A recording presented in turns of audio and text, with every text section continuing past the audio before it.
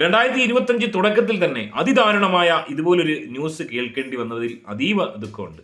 അതായത് 11 വയസ്സുള്ള ഒരു പാവമോൾ, ആ കുട്ടി മരണപ്പെട്ടത്, ആ കുട്ടി ഇത്രയും ദാരുണമായി മരണപ്പെടാൻ മാത്രം എന്ത് പാപമാണ് ആ കുട്ടിയോ അല്ലെങ്കിൽ ആ കുട്ടിയുടെ വീട്ടുകാരോ ചെയ്തതെന്ന് ചോദിച്ചാൽ എനിക്കറിയില്ല. അത്രയും അധികം ദാരുണമായ ഒരു സംഭവം. ആ ബസ്സിന് അടിയിൽപ്പെട്ട് മരിക്കുകയാണ് ഉണ്ടായതെന്നാണ് മനസ്സിലാക്കാൻ സാധിക്കുന്നത്. ഏറ്റവും അധികം ദുഃഖകരമായ കാര്യം എന്ന് പറയുന്നത്, ഈ വീഡിയോയിൽ പറയുന്നത് ശരിയാണെങ്കിൽ ഡ്രൈവർ മദ്യപിച്ചിരുന്നു. നിസാം എന്ന് പറയുന്ന ഈ നായിന്റെ മകൻ മദ്യപിച്ചു എന്നാണ് മനസ്സിലാക്കാൻ സാധിക്കുന്നത്. ഓന് കുറച്ച് ഇന്നലെ പൂസാണ്, ഇന്നും കുടിച്ചിരുന്ന ഡ്രൈവർ പറയുന്നത് ഓൻ നല്ല പൂസുണ്ട്.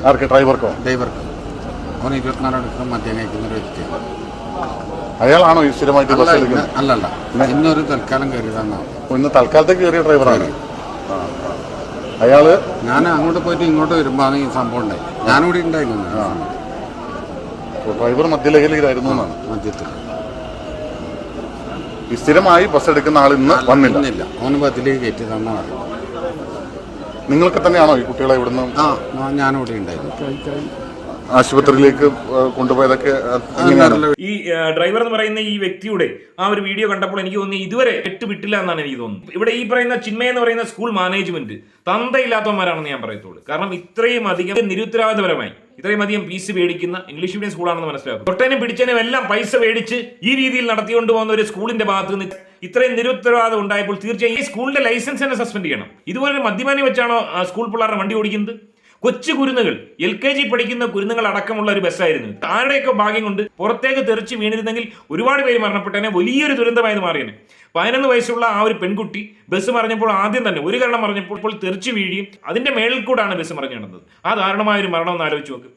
എങ്ങനെ ആ കുടുംബത്തിൽ സഹിക്കാൻ കഴിയും? ആ കുട്ടി അനുഭവിച്ച വേദന എങ്ങനെയാണ്? ആ കുടുംബം ഇതിൽ നിന്ന് കരയേറ്. ഈ ഒരു ഡ്രൈവറും ഈ നാറിയ മാനേജ്മെന്റും അല്ലേ ഇവൻ. ഈ ഡ്രൈവർ പറയുന്നത് ഈ വണ്ടിക്ക് കംപ്ലൈന്റ് ഉണ്ടായിരുന്നു, ഫിറ്റ്നസ് ശരിയല്ലായിരുന്നു, ഫിറ്റ്നസ് കിട്ടിയില്ല, ബ്രേക്കിന് കംപ്ലൈന്റ് ഉണ്ടായിരുന്നു എന്ന് പറയുന്നു. നിരന്തരമായി സ്കൂളിൽ പറഞ്ഞു എന്ന് പറയുന്നു. അവർ ചെവിക്കൊണ്ടില്ലെന്ന് പറയുന്നു. മാർച്ചിന് ശേഷം വണ്ടി പുതിയതിറക്കാമെന്ന് പറയുന്നു. മാർച്ച് വരെ ഈ പിള്ളേർ ഈ വണ്ടി വെച്ച് പരീക്ഷണം നടത്താൻ ഈ നായന്റെ മക്കൾക്ക് എങ്ങനെ മനസ്സ് വന്ന്? എന്തുകൊണ്ട് ഇത്തരം കാര്യങ്ങൾ പിടിക്കാൻ MVDക്ക് സാധിക്കുന്നില്ല? കാരണം ഡ്രൈവറുടെ ഗുരുതര വീഴ്ചയെന്ന് സൂചന. അപകടം നടന്ന സമയത്ത് ഡ്രൈവർ വാട്സാപ്പ് സ്റ്റാറ്റസ് ഇട്ടു. അപകടം നടന്നുവെന്ന് CCTVയിൽ കാണുന്ന 4:03 ഡ്രൈവർ വാട്സാപ്പ് സ്റ്റാറ്റസ് ഇട്ടതായി തെളിവുകൾ പുറത്തേക്ക് വരികയാണ്. ഫെലിക്സ് ആണ് വാർത്തയുടെ വിശദാംശങ്ങൾ നൽകാൻ ചേരുന്നത്. ഫെലിക്സ്, ഒരു കുഞ്ഞിന് ദാരുണാന്ത്യം സംഭവിച്ച കേസാണിത്. 15 കുഞ്ഞുങ്ങൾക്ക് പരിക്കുമേറ്റു. അവിടെയാണ് ഡ്രൈവറുടെ അലംഭാവവും ഈ യാത്രക്കിടയിൽ ഉണ്ടായിട്ടുള്ള വീഴ്ചകളുമൊക്കെ പുറത്തേക്ക് വരുന്നത്. എന്താണ്? അതായത് റോഡിന്റെ പ്രശ്നങ്ങളൊന്നുമല്ല, ഡ്രൈവർ മദ്യപിച്ചിരുന്നു എന്ന് മാത്രമല്ല, ഇനി മദ്യപിച്ചില്ലെങ്കിൽ തന്നെ അവിടെ വാട്സപ്പ് അദ്ദേഹം ഉപയോഗിച്ചു. അതായത് മൊബൈൽ ഫോണിൽ ഈ അപകടം നടക്കുന്ന അതേ ടൈമിൽ 4:03 അപകടം നടക്കുന്നു. 4:03 തന്നെ ഇവൻ വാട്സപ്പ് സ്റ്റാറ്റസ് ഇട്ടിട്ടുണ്ട്. ഒന്ന് ആലോചിച്ച് നോക്കി. ഇത്രയും അധികം കുരുന്നുകളെ വണ്ടിയിലിരുത്തിക്കൊണ്ട് ഈ രീതിയിൽ മൊബൈൽ ഉപയോഗിക്കുന്ന, മദ്യപിച്ച് വാഹനം ഓടിക്കുന്ന, നായന്റെ മക്കളെ ഡ്രൈവർ ആക്കുന്ന ഓരോരുത്തരെയും ശിക്ഷിക്കണ്ടേ? അതുപോലെ തന്നെ എന്ന് പറയുന്ന ഒരു സ്ത്രീ അവിടെ ഒരു മൊഴി എടുത്തിരിക്കുന്നു. പതുക്കെ മാത്രമാണ് ഈ ഡ്രൈവർ വണ്ടി ഓടിക്കുന്നത്, വളരെ പതുക്കെയാണ് ഇറങ്ങി വന്നത്, ബ്രേക്ക് പോയത് മാത്രമാണ് കാരണമെന്നാണ് ഈ പറയുന്നത്. എന്നാൽ ആ വണ്ടി വരുന്ന സീൻ ഇവിടെ വെക്കാൻ പറ്റില്ല. ആ വണ്ടി വരുന്ന സീൻ കണ്ടു കഴിഞ്ഞാൽ അറിയാം അതീവ വേഗതയിലാണ് വണ്ടി വരുന്നത്. ഇവൻ ബ്രേക്ക് പോകുന്ന വണ്ടിയാണെന്ന് മനസ്സിലായെങ്കിൽ തീർച്ചയായും ഈ വണ്ടി ഫിറ്റ്നസ് അല്ലെങ്കിൽ ആ ഡ്രൈവർ ആ വണ്ടി എടുക്കാൻ പാടില്ല. കുട്ടികളെ കൊണ്ട് പരീക്ഷിക്കാൻ ഞാൻ തയ്യാറല്ലെന്ന് ഡ്രൈവർ പറയണം. ബ്രേക്ക് ഇല്ലാത്ത വണ്ടിയാണെന്ന് അവൻ മനസ്സിലാക്കിയെന്ന് പറയുന്നു. അവനൊരു നല്ല ഡ്രൈവറാണോ? അല്ലെങ്കിൽ ഈ വണ്ടി കൊടുത്തു വിട്ട ഈ സ്കൂൾ മാനേജ്മെന്റ് അവന്മാരെങ്ങനെയാണ് ന്യായീകരിക്കുക? ഈ സ്കൂൾ ബസ്സിലെ ഡ്രൈവറും അതുപോലെ തന്നെ കുറ്റക്കാരാണ് ഈ പറഞ്ഞ സ്കൂൾ മാനേജ്മെന്റ്. സംശയമില്ലാത്ത കാര്യമാണ്. ഇത് റോഡിന്റെ പ്രശ്നമല്ല, മറ്റാരുടെയും പ്രശ്നമല്ല.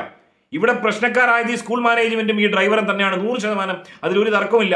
അവരാണ് ഈ പിഞ്ചു കുഞ്ഞിന്റെ ഈ കൊലപാതകത്തിന് ഉത്തരവാദി. അതുപോലെ തന്നെ അപകടത്തിൽപ്പെട്ട മറ്റു കുട്ടികളുടെ അവസ്ഥ, മാനസിക നില, അവിടെയൊക്കെ ആ കുഞ്ഞു ചെരുപ്പുകൾ ആ വണ്ടി കിടക്കുന്ന കാണുമ്പോഴത്തേക്കും നമുക്ക് സഹിക്കാൻ പറ്റാത്തൊരു വേദനയാണ്. ഇതൊക്കെ ആരോട് പറയാനാ? ആക്ച്വലി നമ്മുടെ നാട്ടിൽ ഇതൊക്കെ ആരോട് പറയാൻ? അനുദിനം കണ്ടുവരുവാണ്. കുട്ടികളെ സ്കൂളിൽ അയക്കുന്ന ഓരോ മാതാപിതാക്കൾക്ക് ഇത് കാണുമ്പോൾ സത്യം പറഞ്ഞാൽ വിങ്ങിപ്പൊട്ടുന്ന ഒരവസ്ഥയാണ്.